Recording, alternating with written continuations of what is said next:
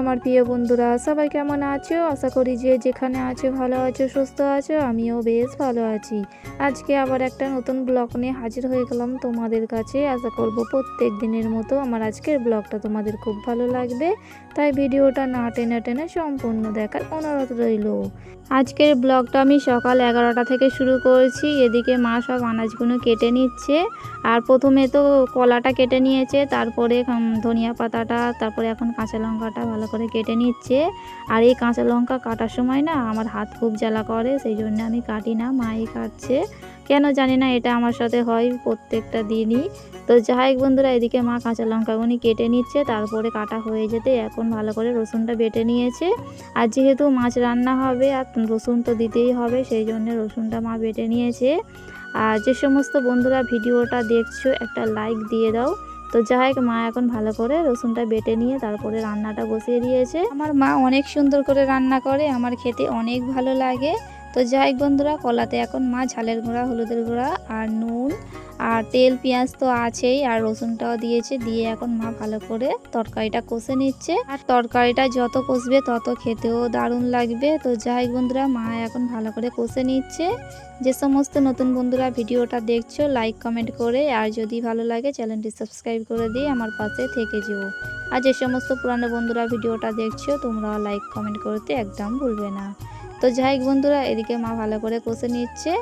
আর আজকের আমাদের রান্না হবে, মানে আমরা ফিতে মাছ বলি, ওই ফিতে মাছটা ঝাল হবে। আর এই কলা দিয়ে, মানে ওই মাছটা কিছু দিয়ে তারপরে রান্না হবে। তো যাই হোক বন্ধুরা, মা রান্না বান্না করছে আর আমি গোসলটা করে নিয়েছি। এদিকে দেখো কাপড় চোপড় নিয়ে এখন ধুতে যাচ্ছি। যে গোসল করে কাপড়গুলো ছেড়েছিলাম ওই কাপড়গুলো নিয়ে এখন আমি পুকুরে ধুতে যাচ্ছি। আর ধুয়ে নিয়ে তারপরেই ভাতটা খাবো।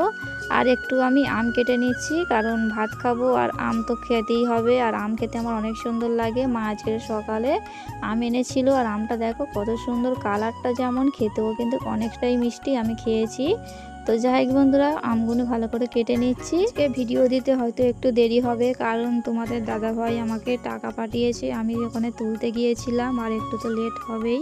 আসলে আমি চলে যাব, তো ওটা হচ্ছে খুরাকির টাকা, মানে সেখানে যে আমি কি খাবো, সংসার চালাবো, সেই টাকাটা।